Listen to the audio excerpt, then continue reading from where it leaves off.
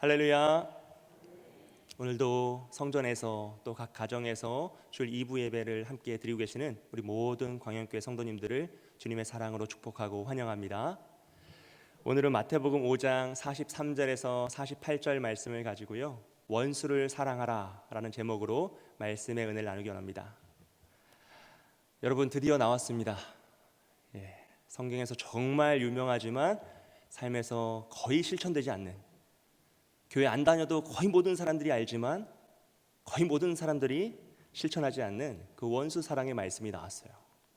근데 오늘 이 말씀을 조금 더 잘 이해하기 위해서요, 저는 오늘 마태복음 말씀 전에 욥기의 말씀을 조금 살펴보고 함께 말씀을 나누고자 합니다.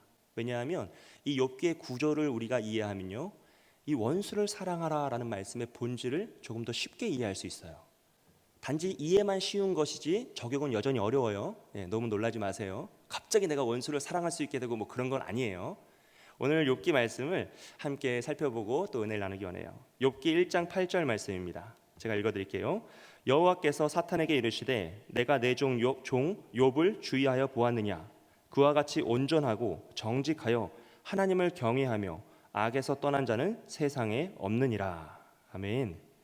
하나님은 욥을 향하여서요, 너무 대단한 사람이라고 설명을 하세요. 온전하고 정직하며 하나님을 경외하고 악에서 떠난 사람이다. 세상에 이런 자가 없다라고 설명을 하시죠. 정말 대단한 사람이었어요. 그랬더니 사탄은 이렇게 대답해요. 사탄이 여호와께 대답하여 이르되 욥이 어찌 까닭 없이 하나님을 경외하리까 라고 하죠. 여기서 까닭 없이라는 말은 즉 무엇인가 이유가 있다는 거죠. 욥이 그냥 하나님을 잘 섬기는 것이 아니라 욥이 하나님을 잘 섬기는 데는 이유가 있습니다 하고 하면서 그 이유를 10절 말씀에서 이렇게 이야기합니다. 우리 함께 읽어볼게요. 시작. 주께서 그와 그의 집과 그의 모든 소유물을 울타리로 두르심 때문이 아니니까. 주께서 그의 손으로 하는 바를 복되게 하사 그의 소유물이 땅에서 넘치게 하셨음이니이다. 아멘. 여러분, 이 모두 이 10절의 고백을 삶으로 은혜로 받으시기를 주님의 이름으로 축복드립니다. 여러분, 다 이런 복을 받고 싶잖아요. 지금 사탄이 무슨 이야기를 하는 겁니까? 하나님, 욥은 하나님께 이런 놀라운 축복을 받지 않았습니까? 그가 하나님을 잘 섬기는 이유는 그가 이 세상에서 정말 놀랍도록 축복을 받았기 때문이다 라고 설명하는 거예요. 즉 욥의 온전한 믿음은 물질의 축복이라는 조건이 있다라는 것이죠. 그래서 만약에 그 조건을 다 없애버리면 욥은 하나님을 믿지 않을 것이다, 하나님을 떠날 것이다 라고 주장합니다. 그래서 그는요 11절에서 이렇게 고백해요. 사탄의 고백입니다. 이제 주의 손을 펴서 그의 모든 소유물을 치소서. 그리하시면 틀림없이 주를 향하여 욕하지 않겠나이까. 그러자 하나님께서는 이렇게 다시 말씀을 하세요. 여호와께서 사탄에게 이르시되 내가 그의 소유물을 다 내 손에 맡겨놓으라. 다만 그의 몸에는 내 손을 대지 말지니라. 사탄이 곧 여호와 앞에서 물러가니라. 아멘. 하나님은요 사탄에게 욥의 생명을 제외한 모든 축복을 제거할 수 있는 권한을 허락하십니다. 왜냐하면 욥의 믿음은 사탄의 주장처럼 이 세상에서의 그런 물질이나 소원의 성취나 만족이라는 것을 조건으로 하지 않기 때문이에요. 즉 하나님이 욥에게 허락하신 그 믿음이라는 것은 이 세상 현상으로 나타나는 그 조건을 갖지 않음을 하나님은 아셨기 때문에 그 모든 것을 다 없앨 수 있는 것을 허락하신다는 거예요. 여러분, 우리는 여기에서요 욥의 믿음을 바라보는 시각의 차이를 보게 돼요. 지금 사탄은 뭐라고 이야기하죠? 이 세상에서의 재물적인 축복, 마음의 소원의 성취, 만족이 곧 그의 믿음의 조건이라 그래요. 그래서 하나님은 뭐라고 하세요? 그런 것들은 조건이 될 수 없다라고 이야기하세요. 왜냐하면 하나님이 허락하신 믿음이란 것은 하나님 한 분만으로, 하나님 말씀으로만이, 하나님의 역사로만이 허락된 것이기 때문에 이 세상, 우리가 사는 이 세상에서의 어떤 현상도 그 조건이 될 수 없기 때문이에요. 그리고 욥의 조건을 시험하시기 위해서 정말 그 사실 여부를 확인하시기 위해서 우리가 아는 욥의 고난이 시작됩니다. 여러분, 지금 사탄의 시각과 하나님의 시각이 얼마나 큰지를 한번 잘 생각해 보셨으면 좋겠어요. 사랑하는 여러분, 하나님은요 우리가 사탄과 같은 조건을 가지고 살아가지 않기를 원하세요. 믿으십니까? 하나님은 우리가 사탄처럼 이 세상에서의 현상과 나의 만족과 물질적인 풍요와 소원 성취가 우리 믿음의 조건이 되지 않기를 원하십니다. 그리고 오히려 반대로 우리가 하나님과 같이 온전하여지기를 원하세요. 하나님과 같이 거룩하여지기를 원하시고요, 하나님의 꿈꾸시는 우리의 모습, 더 위대한 나의 모습을 소원하신다는 거죠. 그래서 오늘 산상수훈 말씀에서도 이렇게 고백하고 계세요.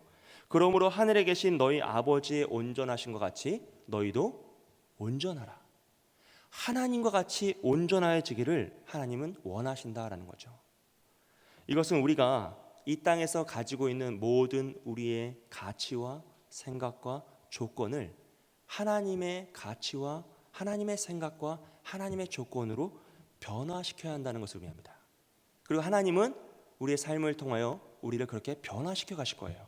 할렐루야. 그것을 성경은요 연단이라고 쓰고요, 우리는 고난이라고 읽습니다. 성경은 우리가 하나님을 점점 닮아가는 과정을 꽃길이라고 설명하지 않아요.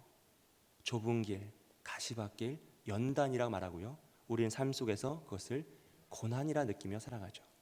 왜냐하면 하나님께서 우리를 변화시키신다는 건요, 우리가 원래 가지고 있던 모든 생각과 가치와 우선순위와 자존심과 그 모든 것이 다 완전히 무너져야 함을 의미해요. 나의 생각과 자존심 위에 하나님의 것을 덧입히는 것이 아니라 나의 것이 다 무너져 버리고 깨어져 버린 그곳에 하나님의 가치와 하나님의 말씀과 하나님의 기준이 다시 세워지는 거예요. 그래서 성경은 우리의 삶을 나는 죽고 예수로 사는 것이라 말해요. 날마다 자기 십자가를 지고 주님을 따르는 것이라 의미합니다. 완전히 새로운 피조물로 거듭나는 것이죠. 그래서 내 생각과 감정과 소원이 우선되는 것이 아니라 오직 하나님이 가장 우선돼요. 하나님의 뜻과 계획이 나의 삶의 목적이 되고 목표가 되는 것이죠. 그것이 조건이 되는 겁니다. 그래서 먼저 그의 나라와 그의 의를 구하는 믿음의 삶을 살게 됩니다. 이렇게 우리의 생각과 감정이 깎이고요, 다듬어져 갈 때 우리는 더욱 하나님을 닮아갈 수 있고 하나님의 온전하심에 한 걸음 한 걸음 더 앞을 향하여 나아갈 수 있게 되는 거죠. 그리고 이러한 연단과 고난의 과정 중에 하나가 바로 오늘 말씀에 나오는 원수를 사랑하라는 말씀이에요. 원수 사랑 자체가 목표나 목적이 아니라 하나님의 온전하심에 이르는 방법, 그 과정 속에 원수 사랑이란 것이 있는 거죠. 수많은 말씀의 순종이 있고 인내가 있는 것입니다. 이러한 내용을 이러한 구조적인 내용을 그림으로 보면요, 이런 그림이에요. 한번 보세요. 지금의 나는요 모두 다 자신의 기준을 가지고 살아갑니다. 그런데 하나님의 꿈꾸시는 나는요 그보다 훨씬 더 위대해요. 훨씬 더 강한 힘을 가지고 훨씬 더 위대한 역사를 이룰 하나님의 소원이 있는 거죠. 그런 나는요 하나님의 기준으로 채워져야 합니다. 그런데 나의 기준을 하나님의 기준으로 변화시키시는 과정을 우리는 고난이라 느끼면서요 원수를 사랑하고 말씀에 순종하고 인내하며 나아가는 것이죠. 이것을 우리는 성화라고도 하고 성도의 견인이라고도 합니다. 하나님이 나를 지금의 모습대로 쓰시는 것이 아니라 하나님이 원하시는 나로 변화시켜 가신다. 그것이 10년이 될 수도 있고 20년이 될 수도 있지만 결국 하나님은 하나님이 원하시는 모습으로 나의 모든 것을 무너뜨리고 말씀으로 다시 세우시며 나를 이끌어 가실 것이다 라고 믿고 그 길을 가는 것이에요. 사랑하는 여러분, 어떤 의미에서요 인생의 고난이라는 것은 나의 진짜 본심을 마주치는 그 순간이에요. 나의 진짜 조건, 나의 진짜 본심을 내가 스스로 만나는 그 자리이죠. 평상시에는 뭐라고 이야기합니까? 하나님 한 분만으로 만족한다고 찬양하고 이야기해요. 하나님만이 나의 힘이요 나의 산성이라고 고백합니다. 하지만 나의 힘을 다 잃어버리는 그 순간, 나의 물질이 다 사라져버린 그 순간, 나의 힘과 능력과 명성이 다 없어져 버린 그 순간, 그 자리에서 여전히 나는 하나님 한 분만으로 만족하고 있는지, 정말로 하나님만이 나의 힘이요 나의 산성이라고 찬양하고 고백할 수 있는지 스스로 자기의 민낯을 대면하는 그 순간, 그것이 바로 우리 인생의 고난이 되는 것이에요. 그리고 하나님은 그 순간 우리가 사탄과 같은 조건을 선택하지 않기를 원하십니다. 하나님의 조건과 가치를 선택하여 하나님과 함께 그것을 이루어 나가기를 축복하신다는 거죠. 왜냐하면 사탄의 조건으로는요 우리는 결코 온전한 믿음으로 나아갈 수 없기 때문이에요. 그래서 하나님이 주시는 고난은 단순히 고난으로 끝나는 것이 아니라요, 우리가 하나님을 날마다 더 닮아가는, 더욱더 온전해져가는, 한 걸음이라도 하나님께 나아가는 믿음의 과정이고, 하나님의 그 뜻이, 그 계획이 성취되는 모든 과정이다라는 것이죠. 그러므로 우리가 우리의 기준과 감정과 조건을 포기하지 않고 원수를 사랑하는 그 참혹하고 고통스럽고 피눈물 나는 그 감정을 느끼지 않고서는요, 온전한 그리스도인의 삶을 살아갈 수 없게 되는 것이에요. 히브리서 기자는요, 이러한 모습을 이렇게 고백합니다. 징계는 다 받는 것이거늘 너희에게 없으면 사생자요 친아들이 아니니라. 우리에게 그 고통스러운 감정이 없고 고난이 없으면 우리는 하나님의 자녀가 아니라는 거예요. 우리에겐 그 과정이 필요하다는 것이죠. 이러한 틀을 가지고요, 이러한 구조를 가지고요, 이제 오늘 원수 사랑의 말씀을 함께 살펴보기 원합니다. 43절 말씀에서 하나님은 이렇게 말씀하세요. 또 내 이웃을 사랑하고 내 원수를 미워하라 하였다는 것을 너희가 들었으나. 하지만 여러분, 이 말씀은요, 사실은 하나님이 하신 말씀은 아니에요. 왜냐하면 성경 어디에서도 내 원수를 미워하라 라는 명령은 없습니다. 이것은 내 이웃을 내 몸과 같이 사랑하라, 내 이웃을 사랑하라 라고 주셨던 그 말씀을 그 당시에 바리새인들과 서기관들과 장로들이 자의적으로 확대 해석하고 반대로 해석하여서 만들어낸 원리예요. 내 이웃을 사랑하라고 하셨으니 그 반대로 원수를 미워하라라는 것도 맞는 말이다라고 자기들이 주장하는 거죠. 그래서 잘못된 그 주장이 마치 율법의 진리인 것처럼 통용되었던 것이에요. 여러분, 왜 그들이 이런 원리를 만들어냈을까요? 사랑은 어렵고 미움은 쉽기 때문이에요. 너무 간단한 거잖아요, 여러분. 이웃을 사랑하려니까 힘이 드는 거예요. 싫은 거예요. 그러니까 그 반대로 원수를 미워하라 하고 그 원수의 카테고리를 확 넓혀버리는 거예요. 여기 나오는 원수는요, 개인적인 원한을 품은 사람과 함께 민족적, 국가적인 대적도 포함됩니다. 그리고 하나님의 율법을 어기는 자들도 이 원수에 포함이 돼요. 그러니까 예수님 당시로 따지면 누구예요? 이스라엘을 지배하고 있던 로마이고, 또 로마의 편에 야합하여, 그 권세에 야합하여 민족을 배반한 세리들이죠. 그리고 신앙을 떠난 자들, 신접한 자들, 박수들, 또 악을 행하는 창기와 같은 자들을 다 이 원수로 모아놓는 거예요. 그리고 그들은 말씀에 순종하기 위해 힘써 원수를 미워해요. 그래서 예수님이 오셔가지고 세리와 창기들과 함께하는 것을 유대인들은 너무 싫어하잖아요. 왜냐하면 자신들의 원수와 함께하기 때문이에요. 여러분, 어쩌면 이 원수를 미워하라는 말은 우리 개인적인 감정이나 그 당시의 민족적인 상황과 매우 부합하지 않습니까? 이건 이스라엘 백성들에게 너무 편안하고 좋은 말씀이었던 거예요. 하나님의 말씀을 곡해하여서 자신들을 마음대로 해석하여 오히려 악을 행하는 거죠. 그것이 말씀을 순종하는 것이냐. 그래서 예수님은 이렇게 잘못된 원리가 마치 진리인 것처럼 통용되던 것들을 지적하시면서 그들의 상식을 뛰어넘는 말씀을 하십니다. 44절 말씀입니다. 나는 너희에게 이르노니 너희 원수를 사랑하며 너희를 박해하는 자를 위하여 기도하라. 아멘. 너희 원수를 사랑하며 너희를 박해하는 자를 위하여 기도하라. 여러분, 예수님은 원수를 미워하는 것이 아니라 사랑하며 박해하는 자를 위하여 기도하라고 하셔요. 완전히 새로운 하나님 나라의 원리를 선언하시는 거예요. 사실 이 말씀을 들을 때 사람들은 굉장히 놀랐을 거예요.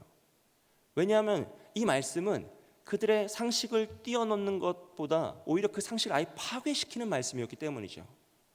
지금 이 앞에서 악을 악으로 대적하지 말라, 그 말씀도 사실은 너무 힘든 말인데, 너무 이게 될까 싶은 말인데, 이제는 아예 원수를 사랑하고 나를 박해하는 자를 위하여 기도, 중보기도하라라고 말씀하시니까 너무 자신들의 상식을 초월하는, 상식을 파괴하는 말씀이 되는 거죠.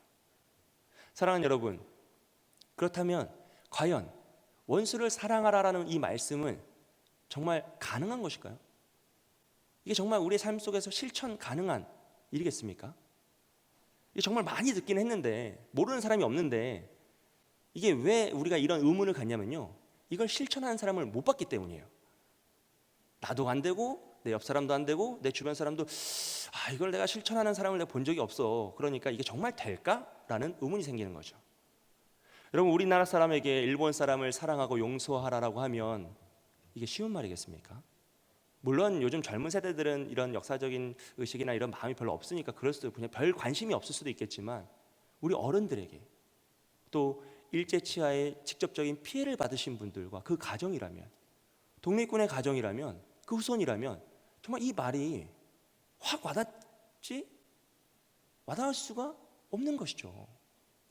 아무리 그들이 믿음으로 이 모든 것들을 본다 할지라도 원수를 사랑하라 라는 것을 감히 누가 요구할 수 있겠냐는 것이에요.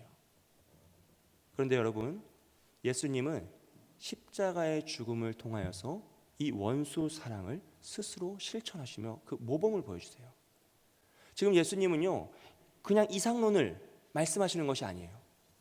원수가 되었을 때 우리가 원수를 사랑하시는 그 모습을 통하여서 우리에게 그 모범을 이미 보여주셨고, 또 우리 역시 마찬가지죠. 여러분, 우리는 하나님의 원수 되었을 때 예수님의 그 원수 사랑을 통하여서 구원받은 성도가 된 것입니다. 우리는 아무도 의인이 아니었고 하나님의 원수였을 때 그 사랑에 힘입어 구원받은 것이죠. 그러므로 원수를 사랑하라는 이 말씀은요, 피상적인 이론이나 이상론을 주장하시는 것이 아니라 정말로 우리의 부단한 노력과 희생을 요구하시는 실천 항목이라는 것이에요. 저 멀리 있는 말씀이 아니라 우리의 마음과 입술과 행함을 통하여서 정말 그 피눈물 나는 노력을 통하여서 행해져야 할 실천 항목이라는 것이죠.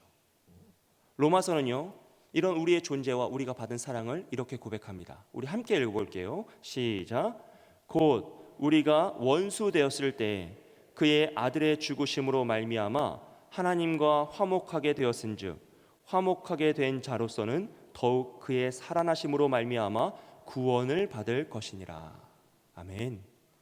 그리고 또 우리에게 그 구원받은 자로서, 그 원수 사랑 먼저 받은 자로서 이러한 것을 요구하고 계세요. 로마서 말씀입니다. 내 원수가 줄이거든 먹이고 목마르거든 마시게 하라. 악에게 지지 말고 선으로 악을 이기라. 아멘. 할렐루야. 사랑하는 여러분, 우리는 모두 오직 은혜로 믿음을 얻어 구원받은 성도입니다. 믿으십니까? 오직 하나님의 은혜로 믿음을 얻어서 구원에 이른 성도예요. 그러므로 우리가 구원에 이르는 모든 과정은 다 하나님의 은혜인 줄 믿습니다. 하지만 그렇다고 해서 구원받은 성도에게 오직 은혜만이 있는 것은 아니에요. 그것은 무슨 말이냐면, 믿음은 구원받은 성도에게 책임을 요구한다는 것입니다. 즉, 오직 은혜로 주어진 믿음과 구원은요, 우리에게 책임을 요구하고 있어요. 그 책임은 먼저 사랑받은 자로서, 먼저 원수 사랑을 받아 구원받은 자로서 이 세상에서 그 사랑을 실천해야 할 책임과 사명이 있다는 것을 요구하고 계시는 거예요. 우리의 믿음과 구원은 은혜로만 주어지지만 먼저 받은 자에게는 반드시 책임이 있다는 것이에요. 그러므로 구원받은 성도에게 사랑은 선택이 아닙니다. 필수이고 의무이고 책임입니다. 사랑하지 않는 자는 하나님을 알지 못하는 것이고요, 사랑하지 않는 자는 하나님의 자녀가 될 수 없습니다. 그러므로 사랑하지 않는 자는 하나님의 뜻을 구할 수 없고 하나님의 말씀을 살 수 없고 하나님 안에서 온전히 살아갈 수가 없는 것이죠. 그것이 너무나 우리가 어려운 일이지만 하나님을 사랑하기 때문에, 먼저 그 사랑을 받았기 때문에 우리는 그 사랑에 힘입어서 원수 사랑으로 나아가는 것이에요. 여러분, 오늘 우리나라에 일본의 선교사님으로 나가신 분들이 얼마나 많은지 몰라요. 그분들이 생각이 없어서 나갔겠습니까? 자존심이 없어서 나갔겠습니까? 아니면 갈 나라가 없어서 나갔겠습니까? 하나님의 사랑에 힘입어서 그 사랑에 사무쳐서 자신의 인생을 다 포기하고 그들에게 나아가 사랑을 전하고 낮아짐의 삶으로 예수 그리스도의 사랑을 실천하는 것이죠. 여러분, 이것이 바로 오늘 우리의 삶을 통하여 이루어져야 할 일이고요, 너무나 어렵고 힘든 일이지만 그 피눈물 나는 과정을 반드시 감당해야 하는 것입니다. 바라긴 그 모든 과정을 감당하시는, 원수를 사랑하시는 저와 여러분이 되시길 주님의 이름으로 축복드립니다. 그리고 박해하는 자를 위하여 기도하라는 말씀을 통해서요, 우리는 나라와 민족과 열방을 위해 기도해야 함을 배우게 돼요. 여러분, 이 세상의 모든 위정자와 권세자는 하나님이 세우신 것을 믿습니다. 왜냐하면 모든 권세는 하나님이시기에 하나님이 세우지 않은 자는 설 수 없고 하나님이 꺾으신 자는 스스로 다시 일어날 수 없습니다. 모든 권세자와 위정자는 하나님의 권세를 힘입어 선 자들입니다. 그러므로 그들이 두려워서가 아니라, 우리가 자존심이 없고 생각이 없어서가 아니라, 그들을 세우신 하나님을 신뢰하기 때문에, 그들을 통해 하나님이 뜻을 이루실 것을 믿기 때문에 우리는 그들을 위하여 기도해야 하는 것이죠. 심지어 그들이 악한 자일지라도, 우리를 박해하는 자일지라도 우리는 그들을 위하여 기도해야 하는 것입니다. 특별히 오늘날 우리나라는 너무나 많은 기도가 필요한 상황입니다. 꼭 나라와 민족을 위해서 더 부단히 애를 써서 기도하시고 간절한 마음으로 하나님의 뜻을 이루고 하나님을 두려워하는 위정자가 되게 해달라고 기도하시기를 축복드립니다. 그리고 우리가 그렇게 할 때 하나님은 우리를 하나님의 자녀로 부르신다라고 약속하셨어요.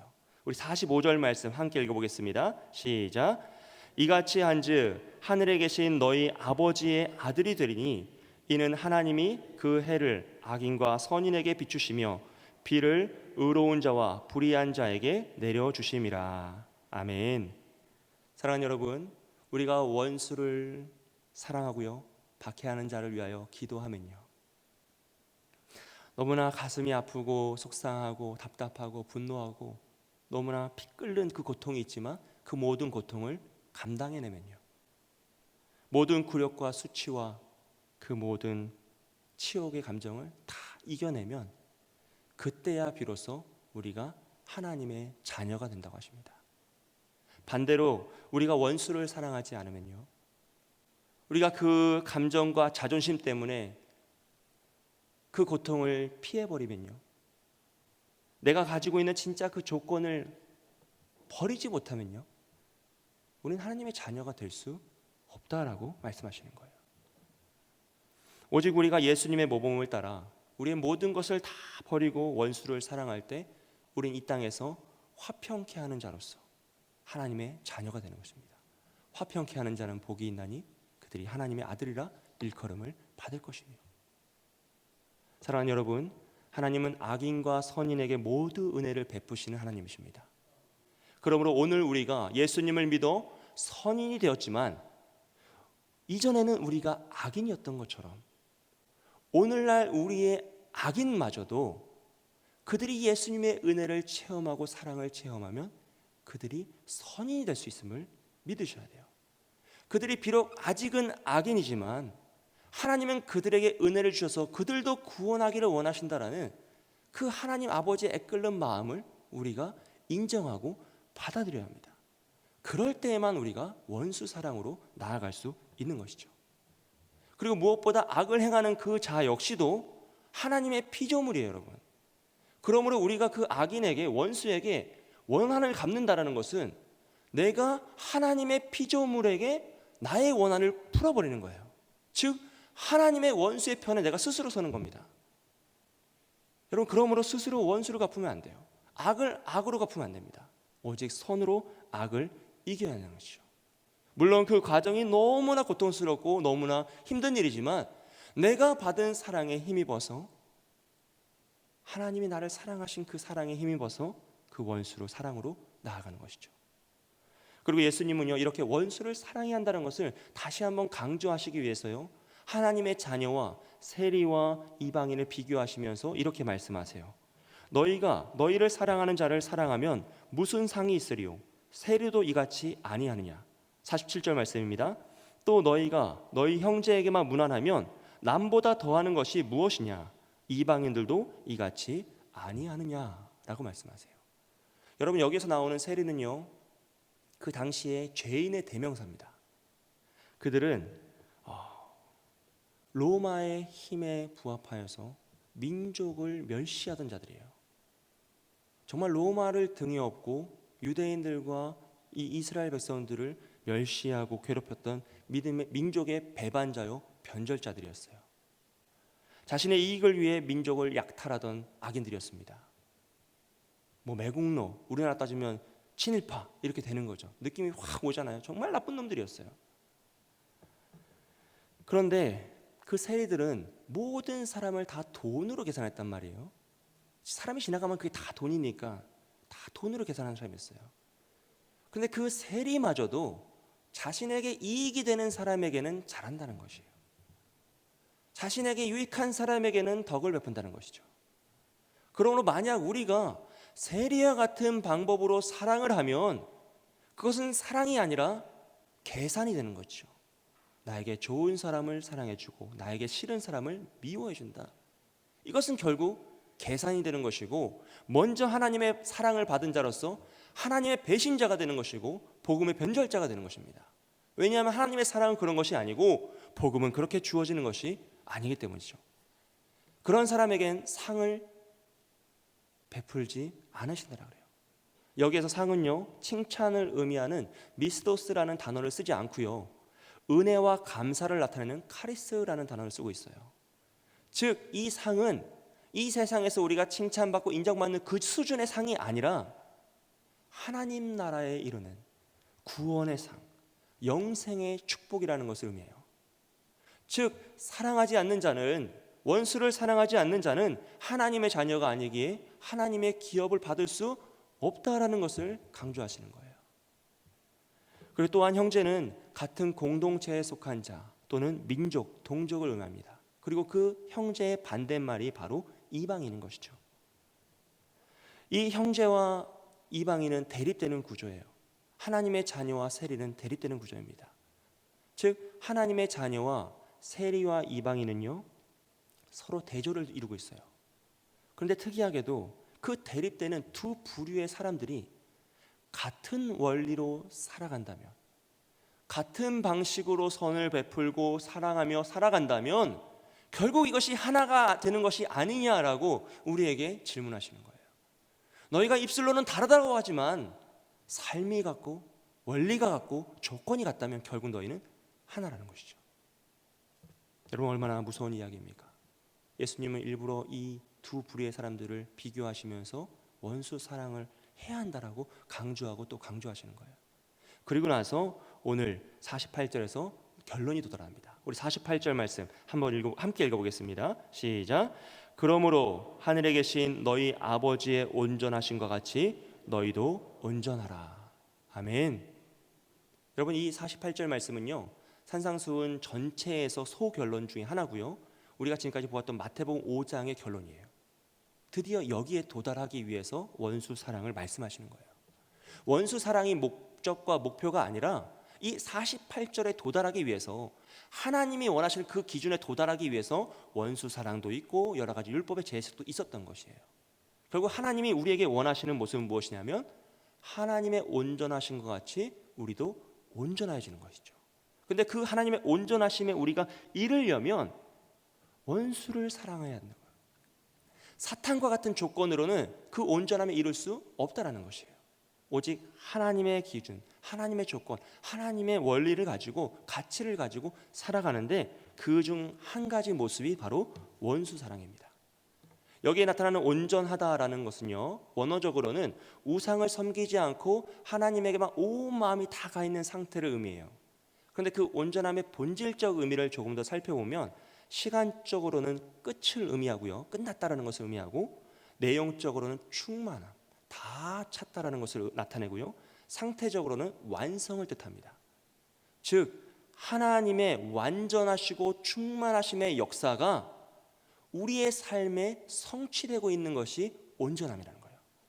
하나님만이 누릴 수 있는 그 온전함의 역사가 우리에게도 이루어질 수 있다라는 것이고, 우리도 그것을 이루어내야만 한다는 말씀이에요.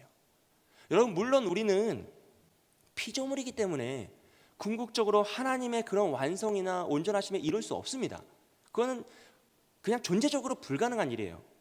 하지만 하나님 안에서 하나님과 함께 하나님을 닮아가는 그 순종의 삶을 통해 하나님이 우리를 그 온전하심으로 이끌어 가시겠다는 거죠. 여러분, 원래 우리는 의로운 자가 아니잖아요. 그런데 하나님이 칭의, 의로움을 더딥히셔서 의롭다 말씀하시는 것처럼 우리는 온전한 자가 아니고 온전할 수 없는 자이지만 하나님이 우리를 이끌어 가셔서 억지로 하루하루 끌어가셔서 원수 사랑의 그 고통을 통과시키셔서 하나님의 온전하심으로 우리를 만들어내시겠다라는 약속의 말씀이에요. 그러므로 우리는 원수를 사랑하는 순종을 통해서요, 우리의 조건과 기준과 가치를 하나씩 다 버려야 합니다. 우리의 힘으로 하는 것이 아니라 하나님과 함께 하는 것이에요. 여러분, 율법의 완성으로 나아가는 과정에서 말씀드렸잖아요. 내 힘으로는 하는 것이 아니라, 포기하는 것이 아니라 하나님 안에서 하나님과 함께 이루어가는 과정이다. 그래서 힘들 것이 없고 포기할 것이 없고 내 힘으로 할 것도 없다라는 것이에요. 원수 사랑 역시 마찬가지입니다. 하나님 안에서 하나님이 은혜 주시는 만큼 사랑하고 하나님이 허락하신 만큼 용서하면서 한 걸음 한 걸음 조금씩 나아가는 거예요. 그러면 어느 순간 뒤돌아 봤더니 하나님이 나를 여기까지 이끄셨구나라고 고백할 수 있는 것이죠. 그래서 여러분, 원수 사랑은요, 하나님을 믿는 만큼 할 수 있고, 믿은 만큼 용서할 수 있고요, 용서한 만큼 사랑할 수 있는 것이에요. 그래서 가장 먼저는 우리는 하나님을 끝까지 믿고 의지하는 수밖에 없는 것이죠.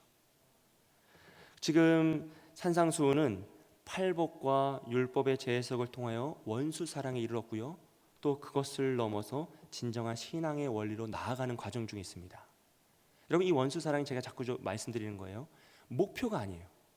신앙의 도착 지점이 아닙니다.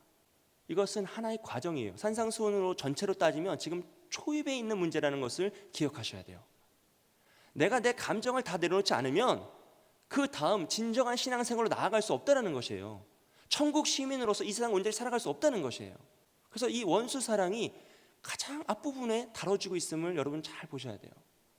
이것은 우리가 정말로 하나님 안에서 반드시 넘어야 될 문턱이고 하나님을 힘입어 반드시 넘어야 될 나의 문제다라는 것이죠. 어떤 이는 쉽게 넘을 수도 있습니다. 그의 삶이 순탄하여서 별 문제가 없었으면 쉽게 넘을 수도 있어요. 하지만 어떤 이는 그것이 태산과 같이 나의 신앙과 하나님 사랑을 가로막는 사람도 있을 수 있다는 것이에요. 그래서 하나님은 그런 우리를 더 붙드시고 사랑으로 이끄시며 반드시 그것을 넘어가게 하시겠다라고 오늘 약속하고 계시는 거죠. 사랑하는 여러분, 우리가 이 모든 것을 다 우리의 뜻으로 푸는 것이 아니라 오직 하나님의 말씀으로 하나님을 의지하여 힘입어서 잘 극복하시는 저와 여러분이 되시길 주님의 이름으로 축복드립니다. 그래서 원수 사랑을 거쳐서 마태복음 6장 7장으로 앞으로 계속 나아가야 돼요. 그럼 주님은요, 우리에게 훨씬 더 견고한 신앙을 요구하세요. 훨씬 더 높은 삶의 기준을 요구하십니다. 왜냐하면 그 산을 넘었기 때문이에요. 내가 못 넘을 것 같다, 정말 저 태산과 같은 그 원수 사랑은 내가 극복하지 못할 것 같다고 생각했는데 하나님의 손을 붙잡고 나아갔더니 그걸 넘었구나라는, 내가 여기까지 왔구나라는 것을 느낀 자에게 더 큰 기준, 나의 모든 조건을 다 내려놓고 오직 하나님의 뜻만으로 살아가는, 먼저 그의 나라와 그의 의를 구하는 믿음의 삶을 요구하신다라는 것이죠. 물론 그 길이 고난으로 여겨질 수 있습니다. 당연히 어렵습니다. 하지만 그럼에도 불구하고 그 과정을 통해 나는 더욱더 하나님을 닮아가기, 하나님과 함께 온전해지기에, 하나님이 꿈꾸시는 더 위대한 나의 모습으로 위대한 내일을 살아갈 수 있기에 우리는 그 길을 걸어가야만 하는 것이죠. 사랑하는 여러분, 여기까지가 원수를 사랑하라 라는 말씀의 해석적인 측면이에요. 이론편이에요. 이론편. 원수 사랑이 목적이 아니라 하나님을 닮아가는 것이 목적이구나. 그리고 그 과정 속에 원수를 사랑하라, 이웃을 섬기라, 순종하라, 인내하라는 그런 말씀들이 있구나. 그러니 나는 하나님을 더욱더 닮아가기 위해서 이 일을 감당해야겠다라고 우리가 마음속으로 이해하는 것이죠. 다 이해되시죠? 할렐루야. 그렇다고 하여서 이 원수 사랑이 실천하는 것을, 나의 삶에 적용하는 것은 결코 쉬운 일이 아닙니다. 이제부터 실천편이에요. 여러분, 정말 어려운 거예요. 여러분, 원수 사랑은요 너무너무 어려워요. 저도 어렵고 여러분도 어렵고 다 어려워요. 어린아이부터 노년에 이렇게 다 어렵습니다. 그리고 이런 말씀을 적용할 때 있어서 정말 저희가 주의하고 조심해야 될 것이 있는데, 그것은 뭐냐 하면 나의 말씀을 적용한 나의 적용을 타인에게 요구해서는 안 된다는 것이에요. 여러분, 절대 그러시면 안 돼요. 이러한 말씀의 적용에 있어 최악의 적용이 뭐냐 하면, 나는 용서하였으니 너도 용서해라. 너는 왜 교회 다니는 게 용서를 못하냐? 너는 예수님 믿는다고 하면서 왜 원수를 사랑하지 못하냐라는 식으로 접근하는 것이에요. 그럼 정말 위험하고 정말 잘못된 적용입니다. 사랑하는 여러분, 이런 식의 적용은 절대 안 돼요. 왜냐하면 각 사람마다 믿음의 분량이 다르고 말씀을 적용할 수 있는 그 범주가 다르기 때문이에요. 다른 사람에게 이런 식으로 사랑과 용서를 요구하는 것은 오히려 또 다른 폭력이 될 수 있습니다. 여러분, 사랑의 원자탄으로 유명하신 손양원 목사님이 계시잖아요. 여수 반란 사건 때 자신의 두 아들을 죽인 자를 사랑으로 품고 정말 자신의 친아들처럼 키워냈어요. 정말 대단한 일이죠. 하지만 그 손양원 목사님의 친딸이 한 분 더 계세요. 그분이 뭐라고 고백하냐면, 자신은 자신의 친오빠를 죽인 사람을 오빠라고 부르며 평생 살아가는 것이 너무나 힘들었다라고 고백해요. 여러분, 당연한 것이 아니겠습니까? 손양원 목사님과 그 따님이 어떻게 같은 기준을 가지고 말씀을 적용할 수 있겠어요? 여러분, 자녀들이 학교에서 친구들과의 관계 속에서 어려움을 당할 때요, 절대로 하나님의 사랑과 용서를 요구하시면 안 돼요. 여러분이 40년, 50년 신앙생활 하셔가지고 얻어낸 그 신앙의 경륜을 10대의 자녀에게 요구하는 것 자체가 이치에 맞지 않는 행동이라는 것이에요. 우리가 피눈물을 흘리며 여기까지 왔는데 이제 와서 내가 할 수 있는 것을 왜 어린 자녀에게 요구하시는 거예요? 그것 자체가 문제가 있는 거예요. 오히려 그들을 품어주고 안아주며 사랑해주고 다 내가 너의 편이다라는 것을 고백하며 그 아이들을 위로하고 격려해야 하는 거죠. 여러분, 우리는 사랑과 용서에 대한 미담을 너무 많이 듣다 보니까 그것을 너무 쉽게 요구하는 수가 있어요. 하나님 믿으니까 한번 용서해라. 덮고 넘어가자. 네가 사랑해야 되지 않겠냐. 하지만 여러분, 이 사랑의 실천과 원수 사랑 같은 말씀은요, 절대로 타인에게 요구하는 것이 아닙니다. 무조건적으로 자신에게만 적용하는 것이에요. 그래서 내가 나의 삶을 다 깎아내려서 원수를 사랑하며 살아갔더니 나의 삶을 보고 다른 사람이 나도 저렇게 살고 싶다라고 하여서 실천하게 만드는 거예요. 예수님이 하셨던 거죠. 나의 생명을 바쳐 원수를 사랑하였더니 저것이 진짜 믿음이구나. 저분이 정말 살아가는 저 방식이 정말 신앙이구나. 나도 저렇게 살아갔으면 좋겠다라고 그 길을 따라오게 만드는 것이에요. 말로 하는 것이 아니라 온전한 삶을 하는 것입니다. 여러분, 결국 우리는 하나님을 믿는 만큼 용서할 수 있고요, 용서한 만큼 사랑할 수 있어요. 그리고 그것은 반드시 나의 삶에 적용하여서 열매로 맺어야 하는 것입니다. 그래서 예수님도 산상수훈 말씀을 통해서요, 이 단계를 만들고 계심을 여러분 잘 보셔야 돼요. 산상수훈 지금까지 들으셨던 말씀을 한번 생각해 보세요. 팔복을 통해서 말씀 안으로 초대하시죠. 그리고 초대된 자들에게 빛과 소금의 정체성을 주시면서 그들에게 새로운 미래를 보여주세요. 그리고 진리를 통한 자유함을 선언하시면서 율법을 재해석하시고 하나님의 가치와 원리가 무엇인지 하나하나 설명해 주시죠. 그리고 도달한 지점이 원수 사랑이라는 것이에요. 여러분, 원수 사랑이 목표이고 목적이었으면요, 예수님은 산상수훈 가장 처음에 원수를 사랑해야 구원받는다 라고 말씀하시고 나머지 말씀을 펼쳐가셨을 거예요. 하지만 그렇지 않다는 거예요. 우리가 말씀으로 초대되고 새로운 가치를 배우고 하나하나 단계로 나아가다가 만나는 지점이 원수 사랑이죠.